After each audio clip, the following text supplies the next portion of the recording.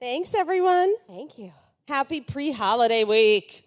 So I'm here with Linda Cardellini, who previously starred in a lighthearted, frothy comedy called Bloodline for Netflix, featuring dancing babies and aliens.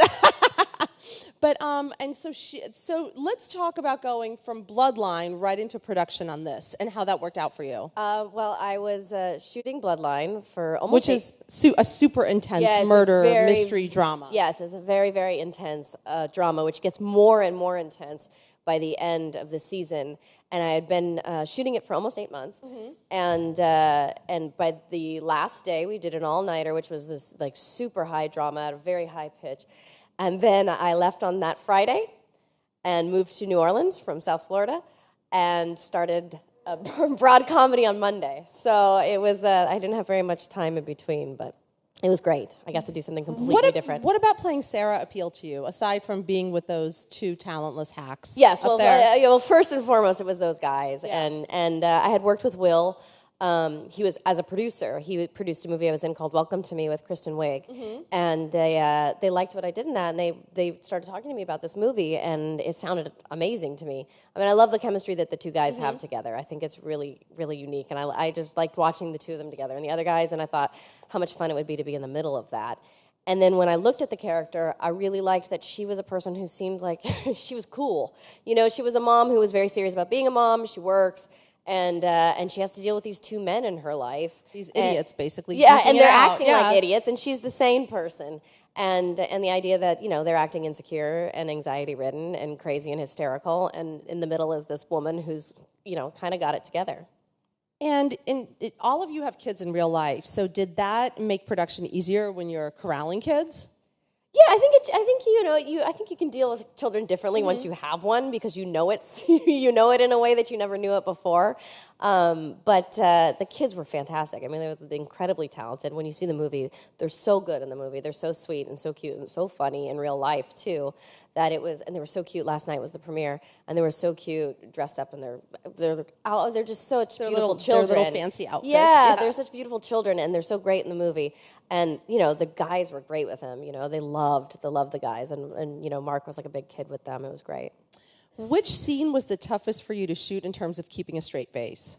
There's so much that didn't make it into mm-hmm. the movie that was so funny, because, you know, of course you have 90 minutes mm-hmm. and they sort of pick what's the best that works in the film. But there were so many ad-libs. And I think that every scene that we did, we improv'd to some extent.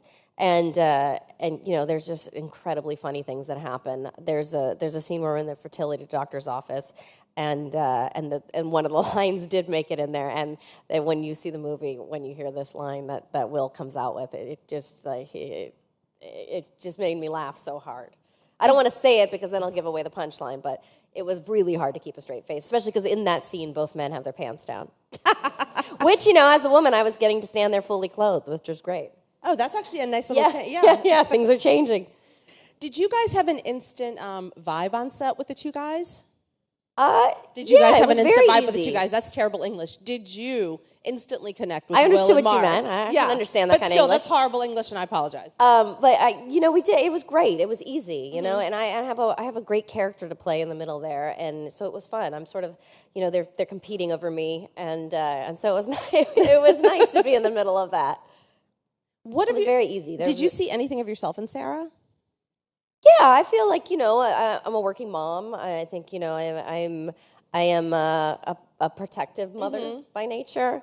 I think I try to be sane. And I think, you know, what I thought was cool about the character, I don't know necessarily if it speaks to me or not, but the idea that here's this woman who was once with the bad boy, who fell for the bad boy charm, and then she finds somebody who she's really like in love with, and you know, in the second go around finds somebody who makes her family really great. And I thought that was an interesting look at mm-hmm. the wife in these movies, you know, playing the quote unquote wife, which I have no problem with. I think we're wives, we're sisters, we're daughters. I've played all of those mm-hmm. things. We're mothers, but making that sort of giving her a history and giving her more texture, I really enjoyed that about the character. And also, it was nice to see, I mean, granted, this is far more heightened than I would hope anyone has to deal with with real-life families, but I mean, there are always the parents. I mean, I know I compete for my son's affections by, I'm like, I'm going to take you to this premiere with this person, and you're going to think I'm the coolest parent ever. Yeah. Yeah, there's definitely, between mom and dad, and that you don't really truly want them to have an actual favorite, but there's always like, who's your favorite? Yeah, who's the cool one? Yeah, who's the cool one? Yeah, so, and that goes back and forth for us. Are you the cool mom or the disciplinarian? I thought I would be more strict, and it turns out that sometimes I'm a sucker. I'm a sucker. My daughter, I have 3, is a brilliant manipulator and a negotiator, and she's amazing. I really admire that about her.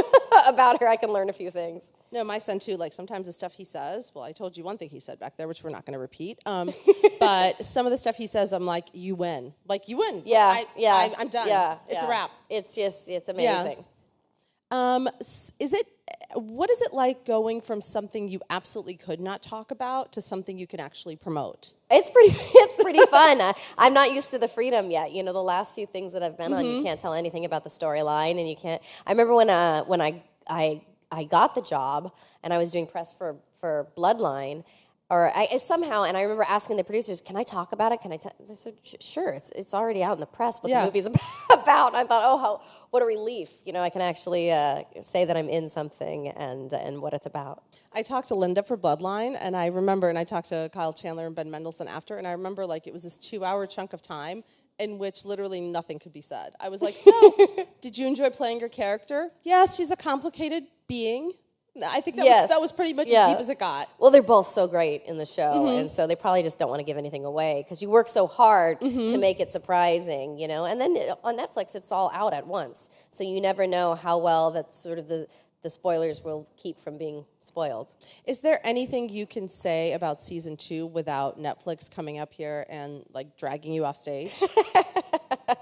I will say that this, the end of the first season. The beginning of the first season starts in sort of a slower manner, and then what I loved what the guys did with the show, which I thought was really interesting, because the show plays as a whole, in the 13 hours, is that the genre and the pace and even the feel of all the different characters, it changes by the end of the season. And this season picks up where we left off, so that pace is it's still at that sort of fever pitch. And shooting in Florida is obviously joyous and amazing and wonderful. Shooting what's that? In Florida. Yes. It is beautiful. It is beautiful. And last year we shot for so long that we were there we mostly shot in the summer, and it's really, really hot there. And now we are there right now, which is the perfect time to be there. It's beautiful. I mean, it's just absolutely gorgeous. The snowbirds come there for a reason. Yeah, or so they say. That's what I hear. That's where they go. I didn't know what a snowbird was really until recently because I grew up in California. But yeah, so the weather is gorgeous. You really have kind of an enviable career going. Oh, thank between you. this. Thank you. You're doing big studio comedy, The Avengers, Bloodline, which is a critical favorite. How do you pick your roles? Do you try to kind of, you did a Bloodline, now you want to do something lighter and just... Yeah, I think I've been really, really fortunate, and I'm really excited about it. I've been in the business for a long time, and I'm still just really enjoying things, and I get to work with. It seems to just keep getting better and better, and I'm really excited about that. Choosing people to work with, I think, is part of it. I like to work with great people, but most of all, it's the script and the character, and whether or not I believe I can bring something to it that is unique and speaks to me. And let's talk about your first day on set for this movie. What was that like? Do you remember? First day on set. Oh God, what the hell? I always tell myself I'm going to keep a journal and remind myself of all the wonderful, funny things that happen. And because once you do the movie, when you do press for the movie, it's been 6 months or so, and you forget everything that you think you're going to remember. And you go on talk shows, and they're like, "Let's talk about this anecdote," and you're like, "What?" Yeah. So I always say I'm going to keep a journal, but then I never do. But luckily, I do it with my daughter. I keep a journal of the funny things she says. But I think the first day of shooting was maybe it was a scene with Mark I have on the steps after sort of things have fallen apart, and And the scene ends up working because I was actually really tired on that day, but the scene ends up working because she's sort of exhausted of the two men. So that exhaustion actually informed the performance and helped me out. Although it was hard for me to remember my lines. Well, I mean, you did go from Bloodline to this, so I don't even know how you did that with a child, in tow. And my daughter was not even 3 yet. Yeah, so I don't. Props to you for that. Thank you. I was looking for that compliment. Thank you. And we were actually all admiring your shoes back there. Tom Really? Ford? Oh, thank you. Kurt Geiger. Oh, See the. I won that bet. What was the biggest challenge for you with this movie? Was there a challenge, or was it just like super fun? It was pretty fun. I think there was a moment where we were all sort of pinching ourselves because everybody was fun on set. You know, it was a group of people who really wanted to be there and were having fun doing what they were doing and are excellent at what they do. You know, these guys are so great. And, standing there and improvising with Will Ferrell is not a bad way to go. Well, he's just great at it. He's amazing at it. So it's so much fun to be on that playground and playing with those kids and those toys, What were your favorite comedies growing up? My favorite comedies growing up, Ghostbusters, easily. Let's see, I love Meatballs, let's see, Vacation, Three Amigos. I loved Three Amigos. I'm trying to think of what else. I was a huge fan of. Was sort of like the airplane style movies as well, and Top Secret. I remember loving Val Kilmer in that movie before he was even in Top Gun. Yeah, I remember the airplane movies were pretty amazing. Yeah, and they're so fun as a young person too, like to quote all those things. It's kind of crazy. I'm trying to think of what else I liked. What else was around? Actually, I'm drawing a total blank. 1 million years ago. What else was around? When we were growing up. Yeah. I was trying to explain to my son that back then there was no on-demand. You couldn't just say, I want to watch Transformers, and you pull it up. He was like, what? Yeah. And how did you watch TV? I was like, well, there were 3 shows on at night, and that's what you watched. Yeah. That was it. 3 shows? Well, like per network. I mean, per network, okay. Like Dynasty was on, Thursdays or whatever, and that's, I don't know. I didn't watch Dynasty. Watch so, yeah. I did watch soap operas, though, with my grandmother when I was a kid, which I learned to do this. I learned to lift one eyebrow. Watching a soap opera because Hope on Days of Our Lives could lift one eyebrow. And I remember practicing it in the mirror 1,000 times trying to lift this eyebrow. Look at me. Oh, yeah. You have to hold this one down. Yeah. I can't do this one yet, though. It's taken me several decades to try to get this one. So you're halfway through the 2nd season of Bloodline now, roughly. Yes. What do you want to do next? Take a whole long vacation? Yeah, a vacation would be nice. But no, I love working. And things are going, so... Swimmingly. Yeah, things are going... I'm having a great time right now. So, I hope to do something that's different than the last thing I've done. That's part of what I try to do in my career is try to do something that's different from the thing I just came from. And hopefully that will work. Is there any dream co-star that you have in mind? Dream co-star. I don't know. There's so many. There's so many great actors. It's just, it depends on what it is. I got to work. I just did a movie with Michael Keaton, and I've never heard of him. Who is he? Yeah, you should check him out. He's pretty good. You think he has a future? What's that? You think he has a future in acting? Yeah, I think he might catch on. All right, cool. But yeah, I did this movie called The Founder about the story of McDonald's, and I played the late Joan Kroc. And just working with Michael Keaton, that was one person that I really wanted to work with in my life, and it was that was pretty amazing. I hope you kept a journal of that at least. I didn't. Like a private Instagram account. No, I didn't. Because a year from now I'm going to be like, so talk about working with Michael Keaton, and you're going to be like, it was nice. I have really, really a bad memory, which is funny because I have to memorize lines for a living. But it stays for a short time and then it goes forever. How do you do it? I mean, you're on set all day. You have a fiance and a kid. Do you lay in bed at night and memorize, or is it on the way to work? I mean, in all seriousness, I don't know. It can be any of those things, It's sometimes after working 12, 14 hours, you're like, oh God, I gotta go home and do my homework. It feels like sometimes you're in school. I mean, if you're lucky, you can do it on the fly very quickly, but some scenes are harder than others. And, sometimes, you get the material later than others. Sometimes you have the material, you sit with it for a long time, like a movie script, you have the material and you know it from beginning, middle to end. But with a series, especially week to week, you don't necessarily know we shoot one episode in about 9 days, but you don't necessarily know what's coming up for your character. So that is sort of learning on the fly. It's a different process. But, I used to have my fiance help me and go over the lines with me, but he loves the show so much. He loves Bloodline so much, and he likes to watch the movies and not know anything about them. So he does it. So I try to keep it from him now because I want him to be surprised. Otherwise, he knows everything that happens. Yeah. So I have a tape recorder, and I sort of leave a pause, and I just go back and forth on the tape recorder. I don't know now. how you do it. Like, my brain is a sieve after having a child. Yeah, like, it's really hard. It did get a little. I mean, I think it's the lack of sleep. I think once you have a kid, you don't sleep the same way. I mean, people tell you that, but you don't necessarily believe that. Yeah, but it is, I think, possibly really true. And so I think that lack of sleep makes it harder to remember things. So, with Daddy's Home, tell me one thing that surprised you the most about working with each of these guys.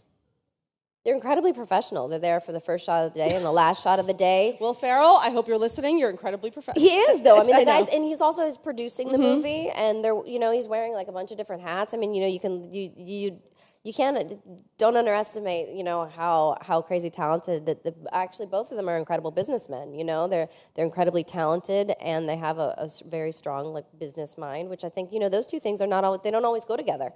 So I really admired that about both of them. And in terms of directors, I mean, you said that that's one of the things that you really look for. Well, actually, let me ask you this first: do you want to ever direct? That I didn't think so. I'm not as I would like to write and possibly produce and directing. I've thought more about it recently, but I don't know. I don't know that I'm as visual as a person as some of the directors are, and so we'll see. Would you ever direct an episode of Bloodline? I would like to, but they're pretty heavy. Those are pretty heavy. I don't know, and then you have to prep, so that takes, I love the acting. So I think when you direct too, you wear a lot of hats. That's I don't know that I don't know that I can concentrate on that many things at once, but it would be any of it would be fun. As I've grown in this business and sort of like after being in the business for so many years, it would be fun to try it all. But I want to make sure that I can do it well, or at least adequately. Well, I think you're doing a pretty good job. But if you could go back to Freaks and Geeks right now, what advice would you give to yourself? Oh, I would give. Wow, that's. I had a great time making that show, But as with anything, you can let you can worry yourself too much, and so I think my advice for myself, almost with every job, is just relax, relax. Not necessarily in the actual work, but in thinking about the work. Sometimes you can get a little self-critical. So I would try to turn that down a notch. Are you able to watch yourself? Sometimes. I mean, it's always hard. The thing I like when I do watch something that I've been in is that it really does take a village. And when you look around at all the people who are doing all of the work, I think that it's pretty amazing to see what actually ends up on screen, which doesn't have a lot to do with me. I'm doing my small part of it. But seeing something in completion, I think is kind of exciting because all of the people who put in the time. When the credits roll, each and every name sort of means something to you. So I like that about what I do. I like the community of it, and so to be able to watch something, if I can sort of shut off the self-criticism, is fun for me because it's an accomplishment that we made. Not just me as an actor, but everybody who's been involved. And if there's one lesson learned from this specific movie, what do you think it was? You mean as a performer or as in just the in movie general, itself? just like when it wrapped, like if what did you take away? Boy, that's a good question. I think there's lots of things I took away from it, but it was really a great experience. And we saw the movie last night, and at the premiere, and people were laughing and clapping, and there's something really special about being in a big comedy like this that I hadn't experienced in a long time, and it felt really, really great. Is sort of, the movie makes you kind of feel good, and that was a really wonderful thing to be part of. And I'm excited about it for that reason. And you said you flew your parents in, and the whole family I did. was there, I which did. is I did really with the great. Avengers. I was telling you, when I was in the Avengers, I wasn't allowed to tell anybody. So most of my family was surprised in the movie theater and stood up and yelled, "That's Linda," when they saw it themselves. But for this movie, I knew, and so I made sure to be. When I went to the premiere last time for the Avengers, it was the last big premiere I got to go to, and I wasn't really able to bring anybody with me. So this time I flew out my mom and my dad and my aunt, and my cousins came, and I had just a row filled with people because I was going to take advantage of being able to sit there and celebrate it with them. Well, awesome. And this is a great segue to our audience questions. Hi. Starting out right there. Hi, Linda. Hi. So I know it's been a while, but I just have to say, Legally Blonde, I thought it was you walking through the door. I mean, that scene still plays in my head. That's just a movie that you can watch all the time and not get sick of it. So I was wondering, back to Daddy's Home, do you share any similarities with your character? My character in Chutney in Legally Blonde, not so much. Except for that was my real hair, and they used a curling iron. But with my character in Daddy's Home, I'm a mom now, and it's funny now because I've played a mom before I actually was a mom, and I need to go back and look at that and see was I doing things that I would agree with. But I think that is I relate to that now, and I also I really. I think that she is a smart person who has a history, and now she has a family. And I feel like I waited for a long time to have my family, and happily I have found such a wonderful family. I have a wonderful partner and a child, and I feel like I have some sort of some wisdom gathered and some history that happened before that, like this character. And on the other side. Hi. I saw you in Scooby-Doo, so I'm a really big fan since then. Thank you. I also saw you in Welcome to Me, and it was really refreshing to see a different side of your acting, so I'm just wondering, what do you prefer, drama or comedy?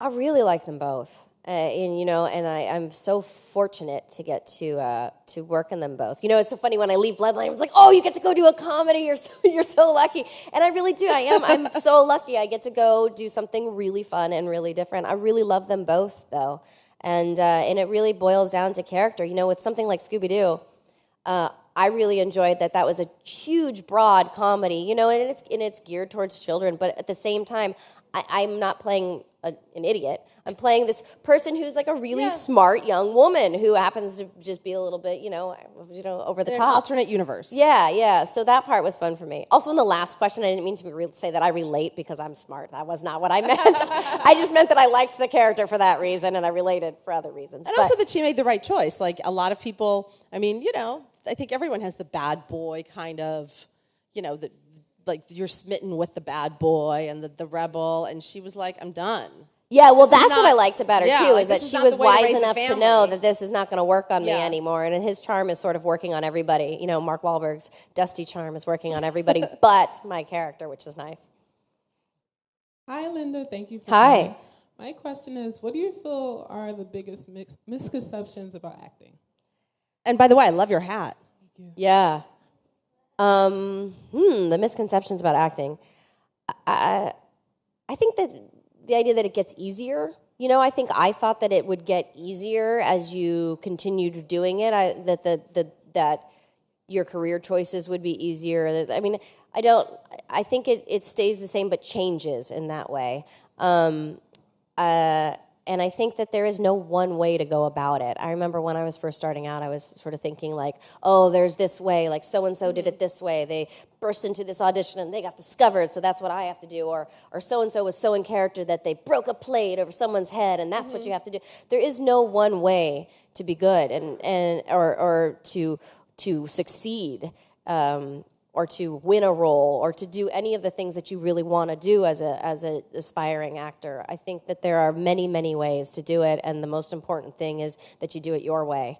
And I think that that can be very difficult because you're in a business that is constantly judging you, and so you're trying to figure out how the best way not to get hurt by that or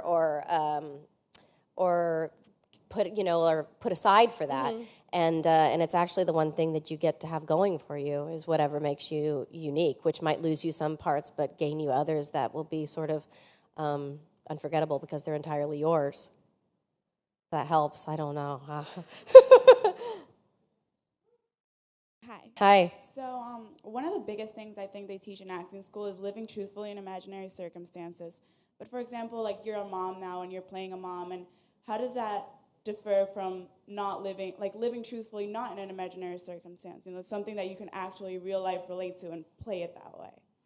I think every role's a little bit of both for me personally. I mean, you know, they're always imaginary circumstances, you know, because even though I have a child, my children, I'm not going through the same thing, you know, I'm not a divorced mother with with a step parent and all that kind of stuff.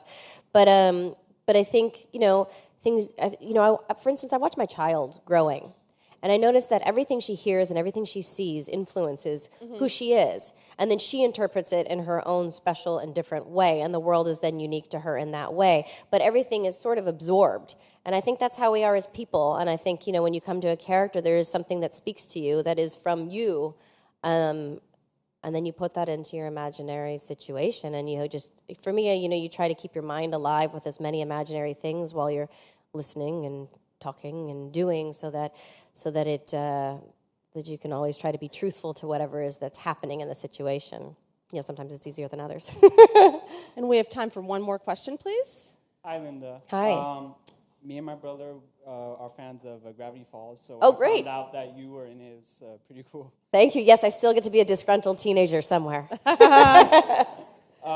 So what was the experience like for you working on that show, and do you have anything to say about the upcoming finale? I don't know anything about the finales, well, so much as to, I know a little bit of what I've said, but other than that, you know, Alex puts them all together in such a crazy and unique, beautiful way. He's really, really talented, and to be part of that show has been a treat, you know. Jason Ritter and Christian Shaw and all the people who are in it, they're so good. The characters are so endearing, and the story is so layered because of the way that Alex does it. And so it's been really, really fun. And Alex is always on the line, and he's always there, like, you know, sort of helping you through it and telling you what's happening.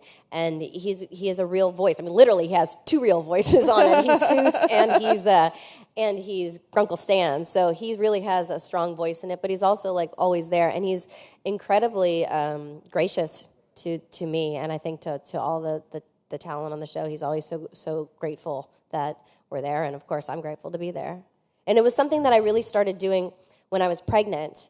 You know, I really started diving into sort of to voiceovers because there was of course less on camera work for a pregnant lady. Yeah. So that was something that happened during that time, and I'm very grateful for it. It's been fun. And I just want to end this by saying you are one of the loveliest people I've ever had the pleasure to interview. Wow, thank you. And just to share a little story about Will Ferrell, I have one of my best friends from high school, loves him, is a crazy fan. She was in New York, and we went to a premiere, and I cannot remember for the life of me what premiere it was because, as I said, you know, moms, your brain is a sieve. Yes, so you're forgiven. She gets a plate of food, sees Will Ferrell coming up next to her, and cracks the plate because she's so excited to see him, cracks it in her hand, and she almost starts crying. And he walks up to her, and he was like, honey, it's okay. Let me take the plate from you.